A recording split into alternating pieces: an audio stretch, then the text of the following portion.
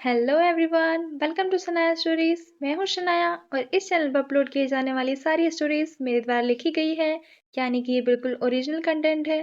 तो अगर आपको कहानी पसंद आए तो वीडियो को लाइक और चैनल को सब्सक्राइब ज़रूर करें। तो चलिए स्टार्ट करते हैं। अगर आपने अभी तक चैप्टर 7 नहीं सुना है तो प्लीज पहले जाकर वो सुन लीजिए, वरना आपको आगे की स्टोरी बिल्कुल भी समझ नहीं आएगी। चैप्टर 8।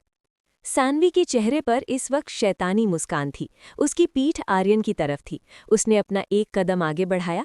वहीं आर्यन अपनी जगह पर खड़े सान्वी के हर मूव को बड़े ही गौर से देख रहा था, जैसे कुछ अंदाजा लगा रहा हो। सान्वी ने अपने मन में कहा, इतनी आसानी से तो मैं तुम्हें छोड़ूंगी नहीं, डेविल कहीं के। मेरी फर्स्ट केस टराली जो मैंने अपने फ्यूचर पति के लिए रखी थी। कहते हुए उसका मुंह छोटा सा हो गया। उसने कहा, इसका बदला तो मैं लेकर रहूंगी मिस्टर डेविल। इतना कहकर उसने अपना बढ़ाया हुआ कदम तुरंत वापस पीछे लिया। वो गुस्से में आर्यन की तरफ मुड़ी और तेज कदमों से उसके पास गई। उसने आर्यन को उसके कॉलर से कस के पकड़ा और अपनी तरफ खींचा, जिससे आर्यन थोड़ा नीचे की तरफ झुक गया। आर्यन के नीचे झुकते ही सान्वी अपने पैरों की उंगलियों पर खड़ी होकर अपने सर को ऊपर किया और आर्यन की गर्दन पर अपने होंठ रख दिए। सान्वी ने ये सब इतनी जल्दबाजी में किया कि वहां खड़े किसी को कुछ समझ ही नहीं आया। जब तक वो समझ पाते तब तक सान्वी अपना काम कर चुकी थी। सभी अपना मुंह खोले सान्वी के इस एक्शन को देखे जा रहे थे। सबकी आंखें हैरानी से बड़ी हो गई थी। वहीं आर्यन का भी कुछ यही हाल था। उसके चेहरे पर भी हैरानी वाले भाव थे। उसे लगा शायद सान्वी उससे बदला लेगी, उसे मारेगी। लेकिन यहाँ तो सान्वी उसे किस कर रही है। क्या सच में ऐसा था? दरअसल आर्यन ने उसे जबरदस्ती किस किया, जिसका बदला वो उसके गाल पर बाइट करके लेना चाहती थी। पर सान्वी की हाइट कम होने से वो आर्यन के गाल तक पहुंच ही नहीं पा रही थी। पंजों के बल खड़े होने पर भी वो उसके गले तक ही पहुंची। इसलिए उसने आर्यन को अपनी तरफ झुकाने के लिए उसे कॉलर से पकड़कर खींचा। अपनी गर्दन पर सान्वी के मुलायम होठों का स्पर्श पाते ही आर्यन ने अपनी आंखें बंद कर ली, जैसे उसके दिल को सुकून मिल रहा था। उसके दिल ने अब अपनी रफ्तार पकड़ ली।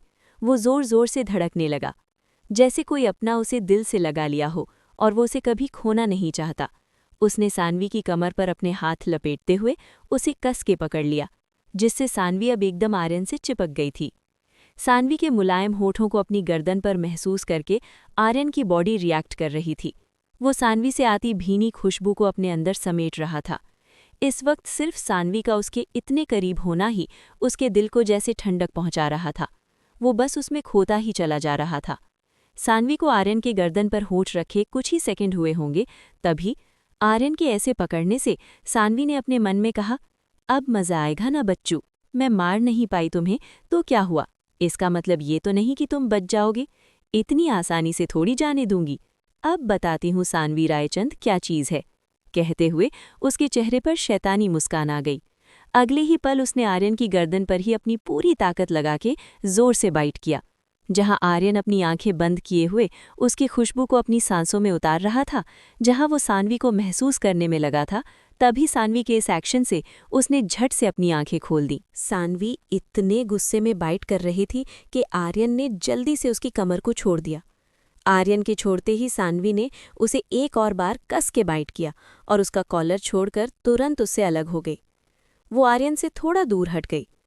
इस वक्त सान्वी के चेहरे पर जंग जीतने वाली मुस्कान थी, तो वहीं आर्यन अपने गुस्से भरी आंखों से सान्वी को ही घूरे जा रहा था। कहाँ वो उसे अपनी बाहों में पकड़े महसूस कर रहा था, उसकी खुशबू में खो गया था, और कहाँ ये पागल लड़की ने उसके सारे अरमानों पर पानी फेर दिया। आर्यन के गर्दन से हल्का हल्का खून निकल रहा था। सान्वी ने उसे बहुत ही जोर से बाइट किया था। वहीं अब बाकी सबने अपने मुंह पर हाथ रख लिया था। सब आंखें फाड़े सान्वी को ही देखे जा रहे थे। सान्वी ने किसका ये बदला लिया है आर्यन से? किया तो किया, अभी उसी के सामने कैसे खड़ी है ये लड़की? इसे डर नहीं लगता क्या आर्यन से? अब सबको सान्वी के लिए डर लग रहा था, क्योंकि सब आर्यन को पहले से जानते हैं उसका गुस्सा कितना खतरनाक है। वो अपने गुस्से में किसी को नहीं देखता, चाहे कोई भी हो उसे फर्क नहीं पड़ता। इसलिए सब आर्यन से डरते हैं। यहाँ तक कि पूरा कॉलेज आर्यन से डरता है, क्योंकि एक तो ये पूरी कॉलेज ही आर्यन की है, दूसरा उसका ऑरा ही इतना भयानक है कि वो किसी को अपने आसपास मंडराने भी नहीं देता। आर्यन ने गुस्से में कहा, तुम्हारी हिम्मत कैसे हुई मुझे बाइट करने की किटकैट? इस वक्त उसकी आवाज़ बेहद गुस्से से भरी थी। हालांकि सानवी ने उसे बाइट किया, उसे इस बात का गुस्सा नहीं आ रहा था, बल्कि सानवी ने उसके इतने अच्छे मूड का बैंड बजा दिया था, उसे इसलिए गुस्सा आ रहा था। सानवी ने भी उसी लहजे में कहा, जैसे तुम्हारी हिम्मत हुई मुझसे मेरी फर्स्ट किस चुराने की, ठीक मेरी भी वैसी हुई तुम्हें बाइट करने की। कहते हुए वो आर्यन को गुस्से और चिढ़ाने वाले अंदाज में घूरे जा रही थी। उसकी बात सुनकर आर्यन को अब बहुत ही ज्यादा गुस्सा आ रहा था सानवी पर। उसने गुस्से में अपने हाथों की मुट्ठी भींच ली। उसने अपने कदम सानवी की तरफ आगे बढ़ाए। इस वक्त गुस्से में उसकी नसें उभर गई थीं। गुस्से से उसकी आंखें लाल हो गई थीं। इतने गुस्से में उसको अपनी तरफ आता देख अब सानवी को डर लग रहा था। उसने अपने कदम पीछे लिए। वहीं आर्यन अब भी उसकी तरफ ही बढ़ रहा था। आर्यन ने गुस्से में उससे कहा, वहीं रुक जाओ, तुमने जो किया है उसका बदला तो मैं लेकर रहूंगा। आखिर तुमने आर्यन राठौर को बाइट किया है, उसका रिटर्न गिफ्ट तो देना पड़ेगा ना। कहते हुए उसकी आंखें आग उगल रही थी। वहीं उसकी ऐसी भयानक आवाज़ सुनकर सानवी की बॉडी कांप जाती है। इस वक्त आर्यन का ऑरा बहुत ही ज्यादा डरावना लग रहा था। अब सच में उसे डर लग रहा था आर्यन से। सानवी ने घबराते हुए अपने मन में कहा, सानू, क्या जरूरत थी तुझे इस शैतान को बाइट करने की? देख कैसे घूर रहा है, जैसे अभी कच्चा चबा जाएगा। भाग सानू यहाँ से, इससे पहले कि ये तुझे बिना मिर्च मसाला लगाए कच्चा चबा जाए। भाग जा यहाँ से, अभी इसके सर पर तो रिटर्न गिफ्ट का भूत सवार है। कहते हुए वो तेजी से अपने कदम पीछे लेने लगी। आर्यन ने उसकी चाल को नोटिस करते ही कहा, भागने के बारे में तो सोचना भी मत, वरना अंजाम अच्छा नहीं होगा। तुम मुझसे बच नहीं सकती। इस वक्त उसकी आवाज़ में कुछ अलग था। उसने ये बात बड़े ही अलग अंदाज में बोली थी, जैसे वो किसी और बात को लेकर कहना चाहता हो।